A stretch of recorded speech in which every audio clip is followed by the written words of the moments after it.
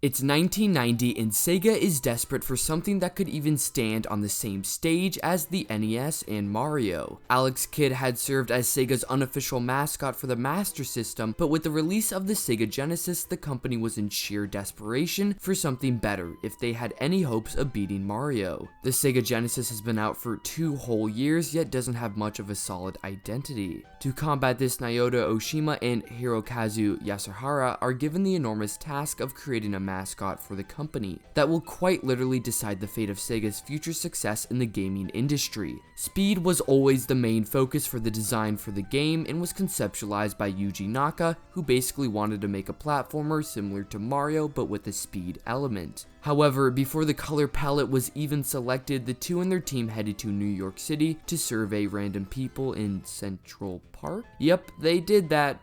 For some reason. Prototypical designs included the 26th President of the United States, Theodore Roosevelt, in pajamas, which would later go on to inspire the design for Dr. Eggman, Sonic's nemesis. After presenting a variety of designs to passerbys at Central Park, the Hedgehog design won out against all others, which included the Eggman design and a dog design. Japanese executives would go on to present Sonic to the American division, who responded negatively. However, Tom Kalinske, who would replace Michael Katz as Sega of America president, liked Sonic, and with that the project continued to move forward smoothly. The confidence that the American division had in Sonic was reportedly a big factor in the healthy development of the game, according to Oshima. However, that doesn't mean Sega of America didn't have their fair share of problems with the blue blur, such as the inclusion of fangs for Sonic and a human girlfriend named Madonna, clearly a nod to the very popular singer at that time. For better or for worse, probably for the better, these were all cut from the final product.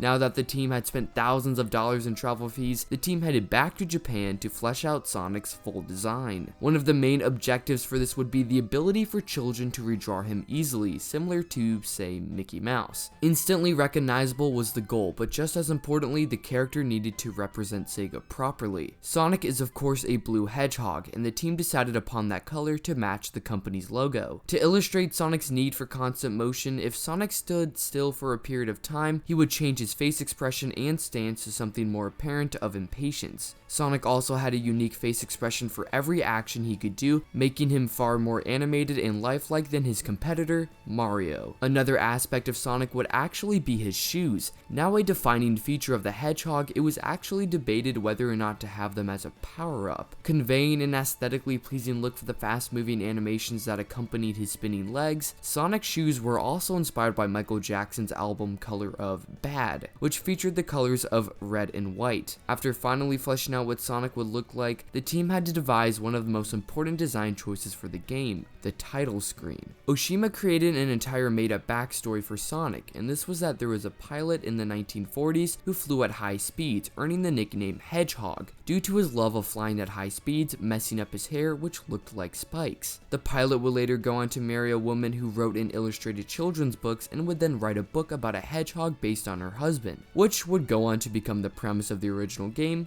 Sonic the Hedgehog. Due to the environmental awareness boom in the late 80s and early 90s, which the game was inspired by and can be seen as a nature versus environmental development conflict, it's shown through Sonic helping to save the natural world, which is in contrast to Dr. Eggman's evil robots. To sell the idea of Sonic being cooler than Mario, they kicked marketing into high gear.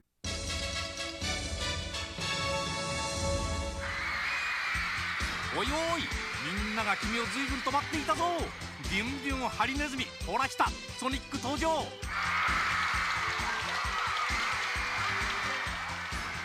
の面白さったらもう目が離せやしない。カットビアクションゲームソニック・ザ・ヘッジホッグメガドライブから。